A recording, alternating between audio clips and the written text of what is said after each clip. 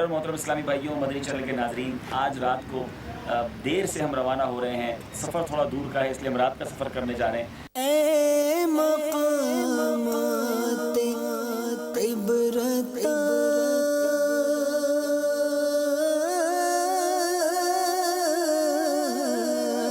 ये पूरा एक वाटर से, ये समझ लें कि पानी किस तरह यहाँ से निकलेगा, कितना इनका निज़ाम था कि अगर बारिशों का पानी आए तो नीचे रास्तों पे ना आए। कवर्ड बाकायदा आप देखें, इस तरफ भी देखें और इस तरफ भी देखें, नालियाँ बनी हुई हैं। ए मक़ामात इबरत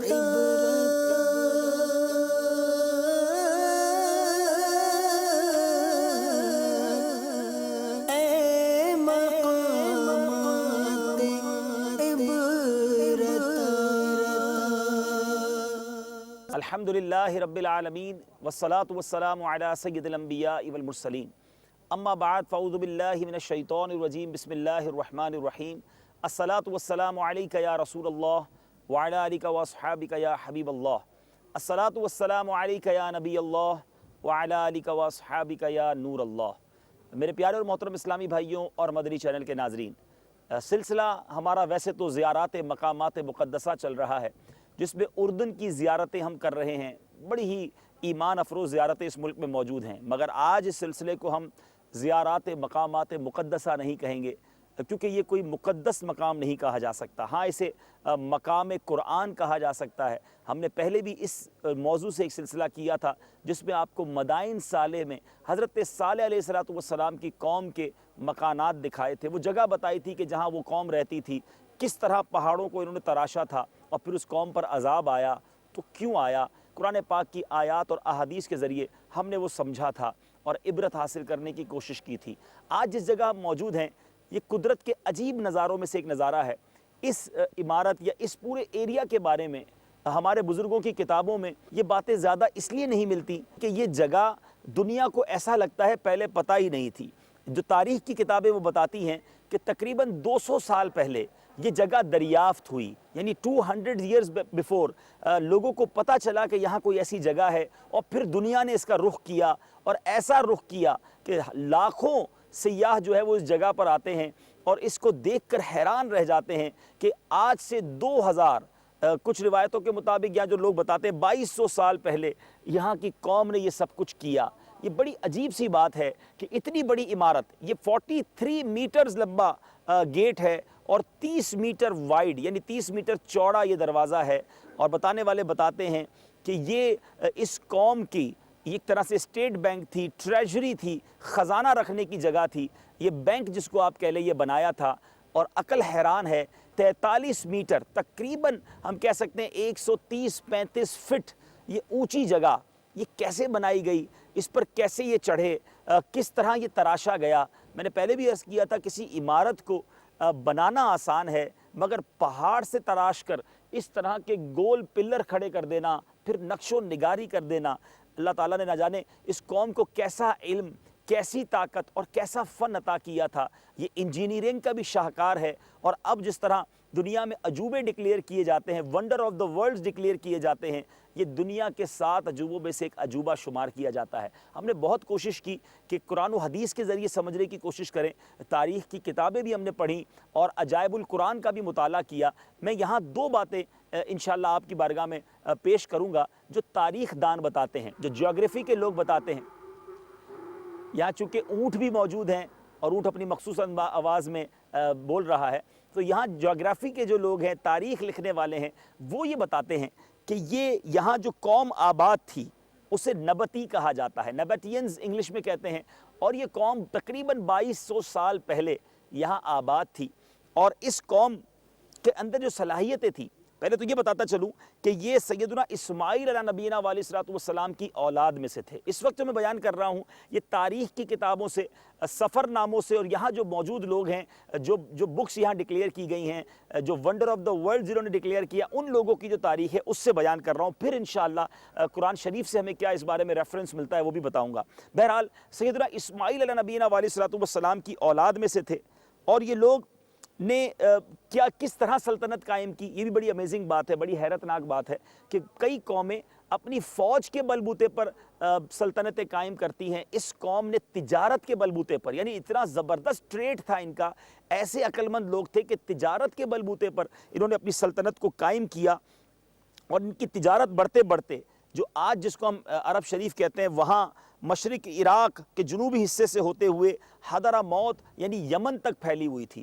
اس قوم نے تجارت کا ایک ایسا جال بنایا کہ یہ حکومت کرتے چلے گئے۔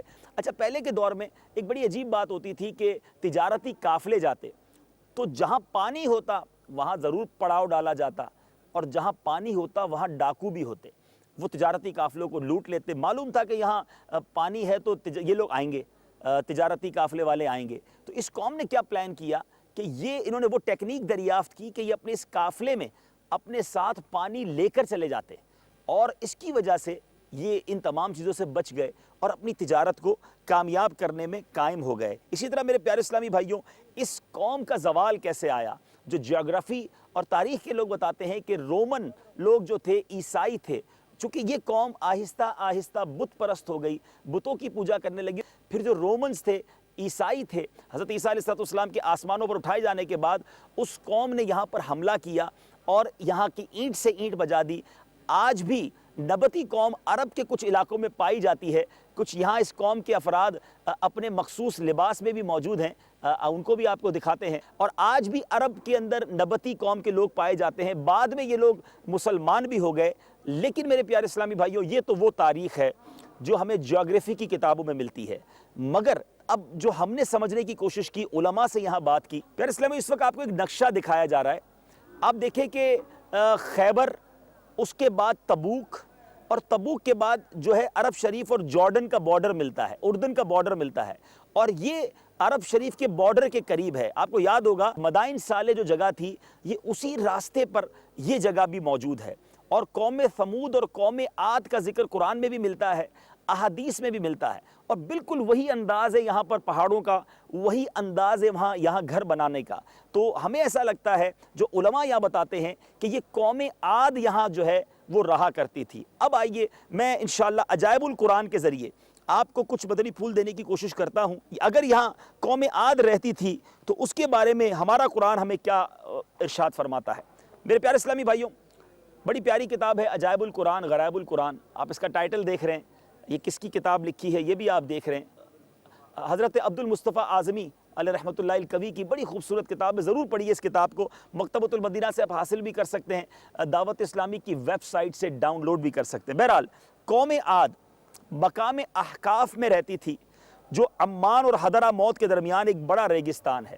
عمان اس وقت جارڈن کا دارالحکومت ہے جس سے ہم چلے ہیں، اور حضرموت یمن کی سرحد بھی قریب ہے، تو یہ بات محسوس ہوتی ہے کہ یہ وہی جگہ ہے۔ بہرحال اس کے مورث اعلیٰ کا نام عاد بن اوس بن ارم بن سام بن نوح ہے، یعنی حضرت نوح علیہ السلام کی قوم سے یہ تھے، پہلے نوح علیہ السلام تھے اور بعد میں قوم عاد۔ تو بہرحال پوری قوم کے لوگ ان کو مورث اعلیٰ عاد کے نام سے پکارنے لگے۔ یہ لوگ بت پرست اور بہت بد اعمال اور بد کردار تھے۔ اللہ تعالیٰ نے اپنے پیغمبر حضرت ہود علیہ السلام کو ان لوگوں کی ہدایت کے لیے بھیجا، مگر اس قوم نے اپنے تکبر اور سرکشی کی وجہ سے حضرت ہود علیہ السلام کو جھٹلایا اور اپنے کفر پر اڑے رہے۔ حضرت ہود علیہ السلام بار بار ان سرکشوں کو عذاب الہی سے ڈراتے رہے، مگر اس شریر قوم نے نہایتی بے باکی اور گستاخی کے ساتھ اپنے نبی سے یہ کہہ دیا کہ اجئتنا لنعبد اللہ وحدہ ونذر ما کان یعبد آباؤنا فأتنا بما تعدنا ان کنت من الصادقین۔ پارہ 8 سورہ اعراف کی آیت نمبر 70 میں ارشاد ہوتا ہے، کیا تم ہمارے پاس اس لیے آئے ہو کہ ہم ایک اللہ کو پوجیں اور جو ہمارے باپ دادا پوجتے تھے انہیں چھوڑ دیں؟ تو لاؤ جس کا وعدہ دے رہے ہو اگر سچے ہو۔ نبی کی بات نہ مانی بلکہ چیلنج کیا کہ ہم اپنی بات اپنی عبادتیں تو نہ چھوڑیں گے، اپنے معبودلان باطلا کو نہ چھوڑیں گے، تم جو کر سکتے ہو کر لو۔ گویا چیلنج کیا، لے آؤ وہ جو جس کا تم وعدہ کرتے ہو۔ بہرحال اب عذاب الہی کی جھلکیاں شروع ہوئیں، 3 سال تک بارش نہ ہوئی، ہر طرف قحط سالی کا دورہ ہو گیا، یہاں تک کہ لوگ اناج کے دانے دانے کو ترس گئے۔ اس زمانے کا یہ دستور تھا کہ جب کوئی بلا اور مصیبت آتی تھی تو لوگ مکہ معظمہ جا کر خانہ کعبہ میں دعائیں مانگتے تو بلائیں ٹل جاتی تھیں۔ چنانچہ ایک جماعت مکہ معظمہ پہنچی۔ اس جماعت میں مرثد بن سعد نامی ایک شخص بھی تھا جو مومن تھا مگر اپنے ایمان کو قوم سے چھپائے ہوئے تھا۔ جب اس قوم نے نبی علیہ السلام کی بات نہ مانی، کتنی عجیب بات ہے، اور مکہ معظمہ پہنچ کر دعا کرنے لگے، تو مرثد بن سعد کا ایمانی جذبہ بیدار ہو گیا۔ اس نے تڑپ کر کہا، اے میری قوم، تم لاکھ دعائیں مانگو مگر خدا کی قسم اس وقت تک پانی نہیں برسے گا جب تک تم اپنے نبی حضرت ہود علیہ السلام پر ایمان نہ لاؤ گے۔ حضرت مرثد بن سعد نے تو اپنا ایمان ظاہر کر دیا، تو قوم عاد کے شریروں نے ان کو مارا، پیٹ کر الگ کر دیا اور دعائیں مانگنے لگے۔ اللہ سے دعائیں مانگ رہے ہیں، نبی کی گستاخی کر رہے ہیں۔ پتہ چلا کہ نبی کی محبت اگر دل میں نہیں، اپنے نبی علیہ السلام کی اطاعت نہیں، چاہے رب کا ذکر زبان پر ہے، تو وہ قوم کبھی کامیاب نہیں ہو سکتی۔ شاعر لکھتا ہے نا، خدا کا ذکر کرے ذکر مصطفیٰ نہ کرے، ہمارے منہ میں ہو ایسی زباں خدا نہ کرے۔ بہرحال اب اللہ تبارک و تعالیٰ نے 3 بدلیاں بھیجی، یعنی 3 بادل کے بڑے بڑے ٹکڑے آئے، ایک سفید، ایک سرخ اور ایک سیاہ۔ اب آسمان سے ایک آواز آئی، اے قوم عاد، تم لوگ اپنی قوم کے لیے ان 3 بدلیوں میں سے ایک بدلی پسند کر لو۔ ان لوگوں نے کالی بدلی کو پسند کر لیا۔ یہ لوگ اس خیال میں مگن تھے کہ کالی بدلی خوب بارش دے گی، چنانچہ وہ ابر سیاہ قوم عاد کی آبادیوں کی طرف چل پڑا۔ قوم عاد کے لوگ کالی بدلی دیکھ کر بڑے خوش ہوئے۔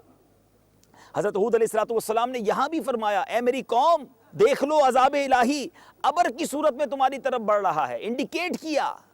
مگر قوم کے گستاخوں نے اپنے نبی کو جھٹلا دیا اور کہا کہ کہاں کا عذاب اور کیسا عذاب؟ یہ تو بادل ہے جو ہمیں بارش دینے کے لیے آ رہا ہے۔ یہ بادل پچھم کی طرف سے آبادیوں کی طرف برابر بڑھتا رہا۔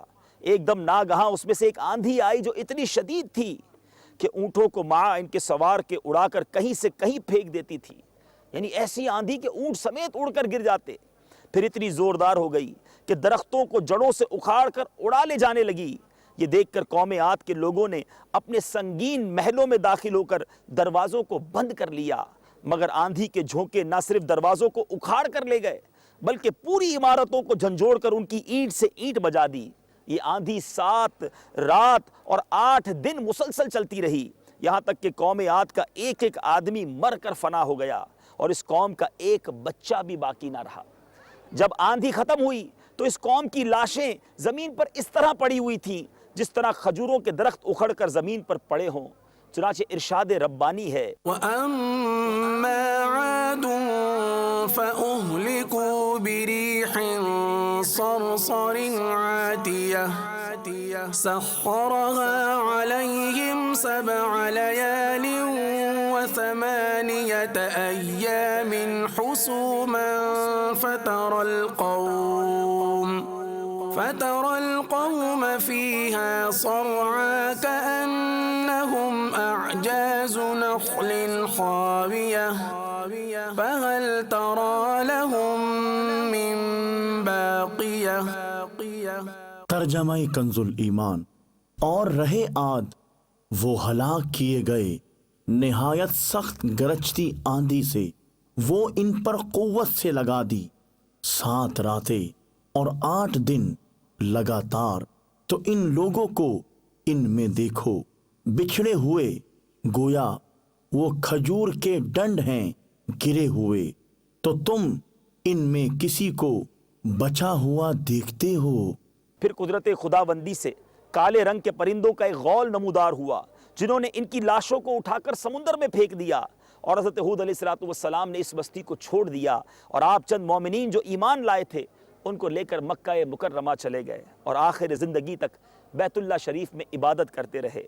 میرے پیارے اسلامی بھائیوں، قرآن پاک کے اس واقعے سے ہمیں کیا درس ملتا ہے؟ قوم عاد بڑی طاقتور اور قدآور قوم تھی۔ اب یہاں یہ بڑی بڑی تعمیرات بتاتی ہیں، دروازے کا آپ سائز دیکھیں، یہ بتا رہا ہے کہ یہ قوم بڑی قدآور قوم تھی، اور ان لوگوں کی مالی خوشحالی بھی بڑی مستحکم تھی، بڑے پیسے والے تھے، کھیت لہلہاتے تھے، کھیتیاں تھیں ان کے پاس، باغات تھے، پہاڑوں کو تراش تراش کر. اب یہاں مزید ہمارے اس خیال کو, اس تحقیق کو تقویت ملتی ہے کہ قوم عاد کی یہ خصوصیت تھی جو تفاسیر میں علماء نے لکھا کہ یہ پہاڑوں کو تراش خراش کر سردیوں کے گھر الگ بنائے, انہوں نے گرمیوں کے گھر الگ بنائے. ان لوگوں کو اپنی طاقت, کثرت پر بڑا اعتماد, سامان عیش و عشرت پر بڑا ناز تھا, مگر کفر اور بدعمالیوں اور بدکاریوں کی نحوست نے ان لوگوں کو قہر الہی کے عذاب سے اس طرح گرفتار کر دیا کہ آندھی کے جھونکوں اور جھٹکوں نے پوری آبادی کو جھنجھوڑ کر چکنا چور کر دیا. اس پوری قوم کے وجود کو صفائے ہستی سے اس طرح مٹا دیا کہ ان کی قبروں کا کہیں نشان باقی نہ رہا. پھر ہم جیسی کمزور قوموں کا کیا حال ہوگا؟ ہم تو بڑے ناتوان ہیں, یہ بڑے قداور, بڑے طاقتور, مگر جب رب کی پکڑ آئی تو تباہ و برباد ہو گئے. میرے پیارے اور محترم اسلامی بھائیوں اور مدنی چینل کے ناظرین, ذرا سوچیں آپ, اس کر و فر والے محل, شاید دنیا میں کسی بادشاہ کے پاس ایسا محل تو نہیں ہوگا, 43 میٹرز لمبا, 30 میٹرز چوڑا, اور اس طرح کر و فر سے بنایا گیا جو 2200 سال گزرنے کے باوجود. اور اگر یہ قوم عاد کی نشانیاں ہیں تو یہ مزید پرانی بن جائیں گی, یعنی ہو سکتا ہے یہ 4-5 ہزار سال پرانی ہو, تو پھر بھی یہ محل ویسے کا ویسا موجود ہے. یہ کیسی عبرت ہے کہ محل تو ہے, مکان تو ہے, مکی کہاں ہیں؟ کر و فر تو نظر آ رہا ہے, مگر وہ کر و فر کرنے والے کہاں ہیں؟ ان کی جناب جاہ و حشمت تو نظر آ رہی ہے, مگر وہ لوگ کہاں ہیں؟ بڑے قد والے, بڑے طاقتور, بڑا پراؤڈ, بڑا تکبر. مگر رب عز و جل نے عذاب کون سا بھیجا کہ کہتے ہیں نا کہ وہ تنکے کو ہوا اڑا کر لے جاتی ہے, یعنی بڑی ہلکی چیز کو ہوا نارملی ہم مثال دیتے ہیں کہ تنکا ہے, یہ ہوا سے اڑ جائے گا, مگر ایسی طاقتور قوم پہ ہوا کا ہی عذاب بھیجا, آندھی بھیجی, اور وہ قوم برباد ہو گئی, اور پھر ہلاک و برباد ہو گئی. دنیا میں باقی نہ بچی. آج یہاں دنیا بھر کے سیاح آتے ہیں, انجوائے کرنے آتے ہیں. سچی بات تو یہ ہے, یہ جگہ پیغام دیتی ہے کہ جہاں میں ہے عبرت کے ہر سو نمونے, جہاں میں ہے عبرت کے ہر سو نمونے, مگر تجھ کو اندھا کیا رنگ و بو نے. جو آباد تھے وہ محل اب ہیں سونے, جگہ جی لگانے کی دنیا نہیں ہے. یہ عبرت کی جا ہے, تماشا نہیں ہے. میرے پیارے اسلامی بھائیوں, زمیں کھا گئی نوجواں کیسے کیسے, ہوئے نامور بے نشاں کیسے کیسے, زمیں کھا گئی نوجواں کیسے کیسے. خدارا اپنے محلات کو تعمیر کرنے, اپنے بیڈ روم کو سجانے, اپنے باتھ روم کو اچھا کرنے, اپنے گھر کو کشادہ کرنے کے لیے جتنی فکر ہم کرتے ہیں, کاش ہم اپنی قبر کو اچھا کرنے کی فکر کریں. یہ مقام ہمیں پیغام دے رہا ہے کہ دیکھو یہ مقام تو باقی رہا, مکان تو باقی رہا, مکین چلے گئے. آج میں اور آپ جس گھر میں رہتے ہیں سدا نہیں رہیں گے, مگر ایک گھر ایسا ہے جس پہ قیامت تک رہنا ہے. وہ کشادہ ہے کہ نہیں, وہ روشن ہے کہ نہیں, اس کی فکر کیجئے. اور اس کی فکر, اس کو روشن کرنے کے لیے آپ نمازوں کی پابندی کیجئے, گناہوں سے بچ کر زندگی گزاریے, تکبر کو اپنے قریب نہ آنے دیجئے, اور اپنے نبی علیہ الصلوۃ والسلام کے احکام کو مانیے. آج اس قوم نے اپنے نبی کی حکم کو نہیں مانا, اس کا حال آپ کے سامنے ہے. آج ہم اپنے آقا علیہ الصلوۃ والسلام کے کتنے احکام ہیں جو نہیں مانتے, ہم بھلائے بیٹھے ہیں, ہم سنتوں سے دور زندگی گزار رہے ہیں. خدارا اس عبرت کے مقام سے یہ عبرت حاصل کیجئے اور نیت کیجئے کہ ہمیں جو جو ہمارے آقا نے فرمایا ہے, ہم لبیک یا رسول اللہ کی صدا بلند کرتے ہوئے ان باتوں پر عمل کریں. نمازوں کی پابندی کریں, چہرہ پیارے آقا کی سنت کے مطابق سجائیں, لباس ہو تو نبی پاک کی سنت کے مطابق ہو. میرا اٹھنا بیٹھنا, کھانا پینا, میری معاش, میرا کاروبار, میری فیملی, جو کچھ ہو سنتوں کے مطابق زندگی گزرے, تو پھر انشاءاللہ آقا مدینہ صلی اللہ علیہ وسلم کے ساتھ ساتھ ہمیں جنت میں جانا نصیب ہوگا. رب کریم ہم سب کو اپنے گناہوں سے توبہ کرنے کی توفیق عطا فرمائے. یہاں اور بھی بڑے عجائب اور غرائب اور عجیب و غریب نظارے ہیں. مکان ہیں, مکین نہیں ہے, پہاڑ تراش کر غار بنائے گئے ہیں, اور ان کی اور بھی بہت ساری چیزیں ہیں, وہ آپ کو دکھاتے ہیں.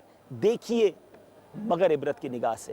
توبو الی اللہ, استغفر اللہ, صلو علی الحبیب صلی اللہ تعالی علی محمد صلی اللہ علیہ وسلم. پیارے اسلامی بھائیوں, یہ جن نبطیز کا ذکر ہم نے کیا تھا, یہ ماڈل کے طور پر ان نبطیوں کا لباس پہن کے بھی یہاں کچھ لوگ کھڑے ہیں.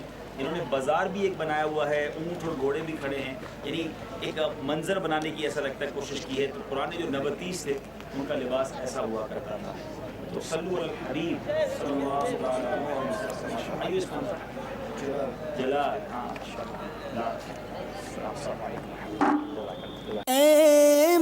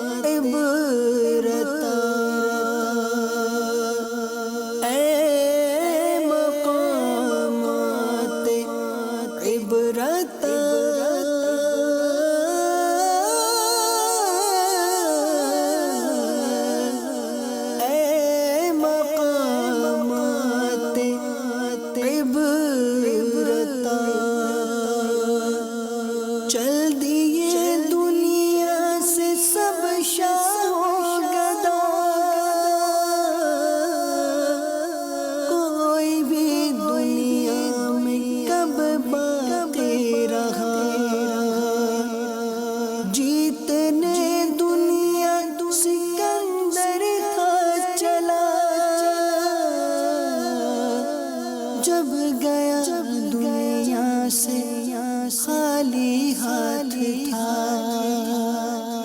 لہلہاتے کھیت ہوں گے سب فنا، خوشنما باغات کو ہے کب بقا، مت لگا تو دل یہاں پچھتائے گا، کس طرح جنت میں بھائی جائے گا۔ ہم جب ان پہاڑوں کو دیکھ رہے ہیں، ایک تو یقیناً پتھر پر پانی کا اثر ہے کہ یہ پانی میں برسوں رہے ہیں اور یہ پہاڑ ایسے ہو گئے ہیں۔ دوسرا ایسا بھی محسوس ہوتا ہے کہ ان پر کوئی آگ کی یا تیزاب کی اس طرح کی کسی چیز کی بارش ہوئی ہے۔ آپ دیکھیں کہ باقاعدہ لکیریں بنی ہوئی ہیں، اللہ بہتر جانتا ہے، یقیناً کئی قوموں پر عذاب میں آگ کی بارش ہوئی ہے اور آسمان سے عذاب نازل ہوا ہے۔ آپ یہ دیکھیں عبرت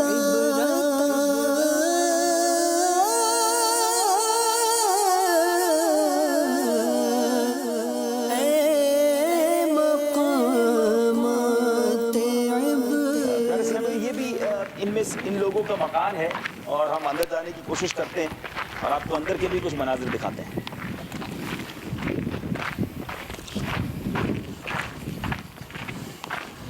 ایک بڑا فرق جو محسوس ہوا ہے وہ مدائن صالح اور یہاں کے درمیان ہوا ہے کہ اس کا دروازہ کافی بڑا ہے، وہاں دروازے چھوٹے تھے، اور قوم عاد کے بارے میں یہ مشہور ہے کہ ان کے قد بڑے لمبے ہوتے تھے۔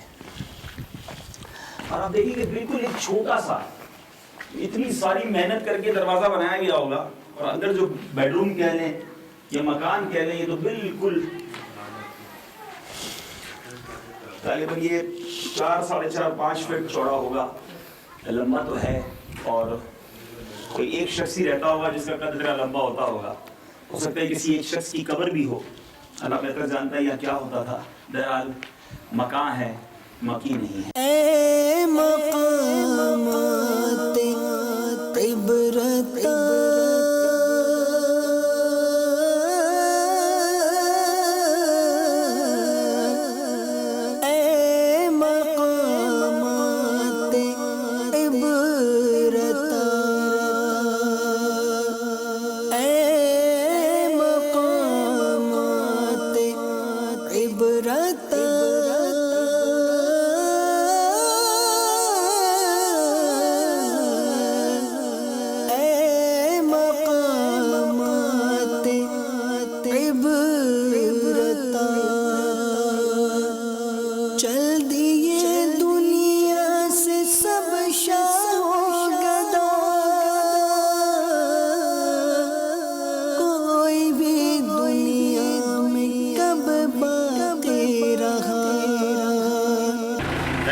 وادی موسیٰ میں موجود ہیں، پیٹرا جو دنیا کا ایک عجوبہ ہے، وہاں پر ہم نے اس کی ریکارڈنگ کر لی ہے، نماز ظہر ادا کی ہے بندی کا۔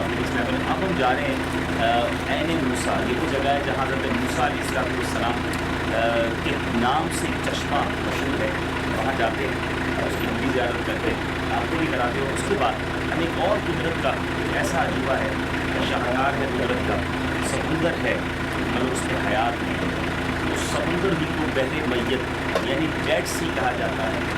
یہ وہ عبرت ناک جگہ ہے جہاں حضرت لوط علیہ السلام کی قوم پر عذاب آیا تھا۔ یہ عذاب کیسے آیا، واقعہ کیا تھا، اس سمندر کے بارے میں لوگ کیا کہتے ہیں، سائنٹیفکلی کیا پرابلم ہے جس کی وجہ سے وہاں کوئی جاندار چیز نہیں ہوتی، وہ ہم آپ کو بتائیں گے، ہمارے ساتھ رہیے گا۔ صلی اللہ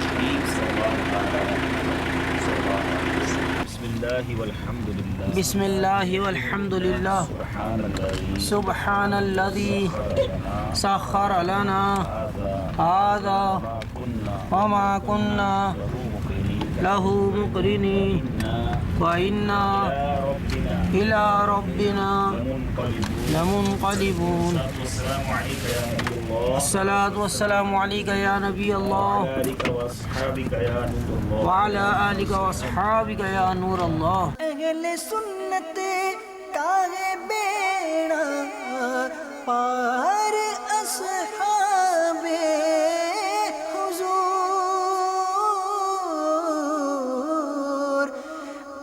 اصحاب حضور نجم ہے اور ناؤ ہے فطرت رسول اللہ کی.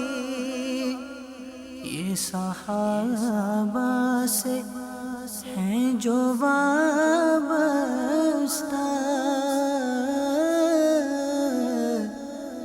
ہیں مقامات مقدسہ.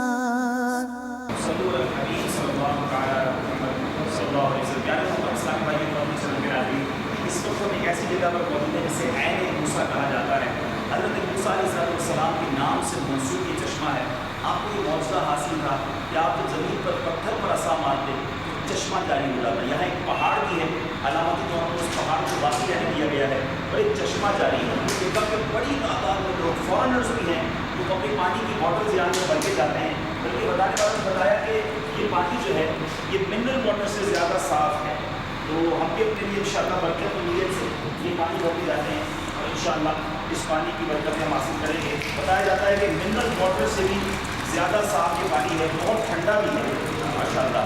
یعنی اتنے 100 سال بلکہ کئی ہزار سال گزرنے کے باوجود یہ چشمہ جاری ہے. دنیا بھر سے لوگ یہاں آتے ہیں اور اس پانی کو لے کر جاتے ہیں. بالکل فریش واٹر ہے. ہم ہر خالی منرل واٹر کی بوتل میں کر رہے ہیں.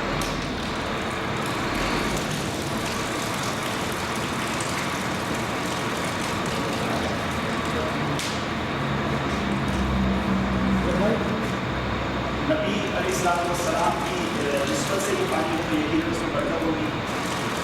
باقی کہتے ہیں اللہ تعالیٰ اس کنویں کی اس چشمے کی برکت سے ہمیں حوض کوثر پر پیارے آقا علیہ السلام کے ہاتھوں جام کوثر عطا فرمائے اور وہاں کی پیاس سے محفوظ فرمائے. اللہ تعالیٰ اس مبارک مقام یقیناً حضرت موسیٰ علیہ السلام تشریف لائے، ان کے قدموں کی برکت سے رب کریم ہم سب کی مغفرت فرمائے. صلو علی النبی صلی اللہ علیہ وسلم.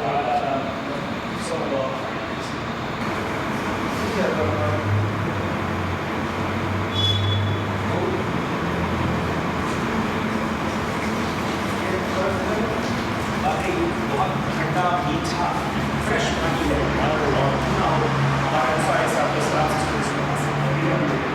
یہ مقامات مقدسہ، یہ مقامات مقدسہ اللہ والوں سے ہیں جو وابستہ ہیں مقامات مقدسہ. یہ مقامات مقدسہ،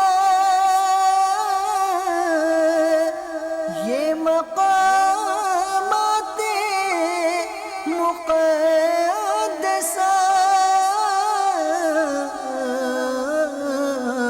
میرے پیارے اور محترم اسلامی بھائیوں اور مدنی چینل کے ناظرین، ہم نے قرآن پاک میں کئی بار تلاوت بھی کی، سنی بھی ہوگی سورہ 3.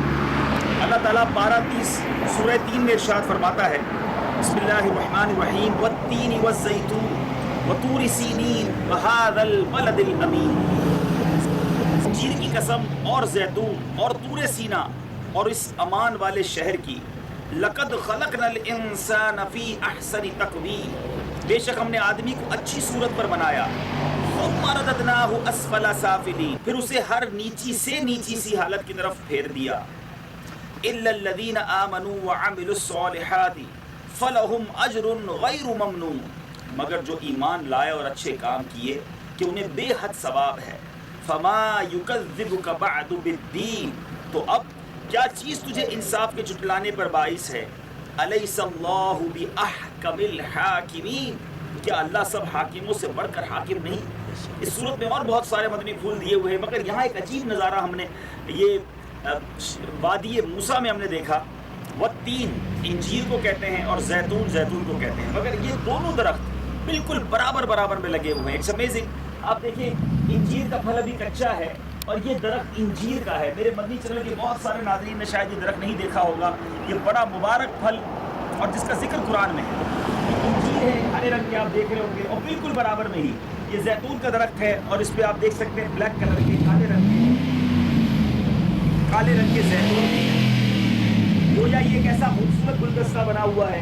والتین والزیتون، اللہ تعالیٰ ان مبارک درختوں اور اس پھل کے صدقے ہمیں جنت کے پھل بھی نصیب فرمائے۔ آئیے تو گواہ کر لیتے ہیں اپنے ایمان کا۔ الصلاۃ والسلام علیک یا رسول اللہ، الصلاۃ والسلام علیک یا رسول وعلی اللہ، آلک واصحابک یا حبیب اللہ۔ اے درختوں تم گواہ ہو جاؤ، میں مسلمان ہوں، میں مسلمان ہوں، حنفی ہوں، حنفی ہوں، قادری ہوں، قادری ہوں، عطاری ہوں، عطاری ہوں، لا الہ الا اللہ، لا الہ الا اللہ، محمد رسول اللہ، محمد رسول صلی اللہ، اللہ تعالی علیہ وسلم۔ صلی اللہ تعالی علیہ صلو وسلم، علی الحبیب صلی اللہ تعالی علیہ۔ بشکل رنگ و گل پر حقیقت میں خار ہے دنیا، ایک پل میں ادھر سے ہے ادھر، 4 دن کی بہار ہے دنیا۔ زندگی نام رکھ دیا کس نے، زندگی نام رکھ دیا کس نے، موت کا انتظار ہے دنیا۔ دراصل بھائیوں یہ پورا صحرائی اور پہاڑی ایریا ہے۔ اب کبھی یہاں گرمیوں میں بڑی گرمی ہوتی ہے، تو اگر آپ یہاں آنا چاہتے ہیں تو سردیوں میں آئیں گے، کم از کم ایسے موسم میں آئیں جس میں گرمی اور سردی برابر ہو۔ اگست کا موسم ہو گیا، سپٹمبر ہو گیا، یا جنوری فروری مارچ ہو گیا، وہ آپ کے لیے آسان رہے گا، ورنہ گرمیوں میں یہاں ٹریول کرنا، موو کرنا بہت زیادہ مشکل ہوگا۔ اور یہاں بہت دور دور تک کوئی دکان نہیں ہے، کوئی شاپس نہیں ہے، بہت سارا مشکل ہے۔ تو اپنے ساتھ پانی بھی رکھیں، کچھ ہلکا پھلکا کھانے پینے کا رکھیں، تاکہ یہ ٹریول جو ہے، یہ زیارات اگر آپ کرنا چاہتے ہیں تو اچھے انداز سے